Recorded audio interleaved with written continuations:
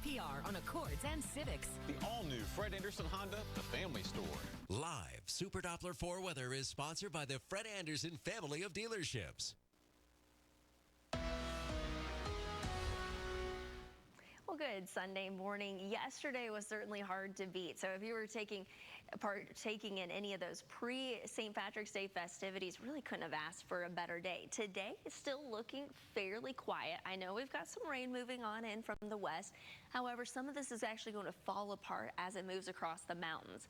Will bring us a few showers, especially later this morning through about midday, but most of us aren't really going to pick up much moisture out of it, at least with the latest guidance that I've been watching throughout the last couple of hours. Temperatures this afternoon still going to be climbing well above average, mainly topping out in the 60s for western North Carolina and the lower 70s for the upstate and northeast Georgia.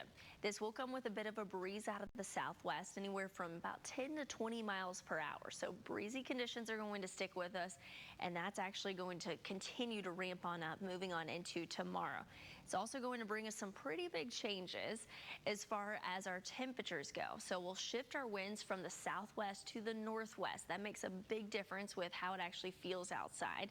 And that's going to usher in cooler conditions moving on into Monday night and early Tuesday morning. So as of right now, since the growing season has begun across the upstate and parts of western North Carolina, grazing parts of Rutherford County, those are going to be locations where our temperatures are going to drop below freezing.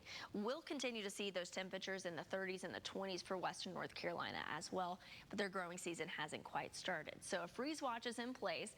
So it's really Monday night into Tuesday morning we're watching those temperatures get below freezing. But even for our afternoon highs, we are going on a roller coaster. 60 degrees on Monday, 59 on Tuesday, back into the lower 70s Wednesday, and then the 60s on Thursdays. So yes, we're seeing all seasons within the next couple of days. Now, as far as our forecast goes for today, if you do have any St. Patrick's Day plans, not going to see major impacts. We will be tracking a few showers throughout the next few hours, especially as we head towards about 9 to about 10, 11 o'clock this morning. Most of this moisture really not amounting to much. It will quickly exit the area, and then we will be left with a mix of sun and clouds. More clouds than anything, but certainly not a bad finish to the weekend, but not quite as bright as it was yesterday.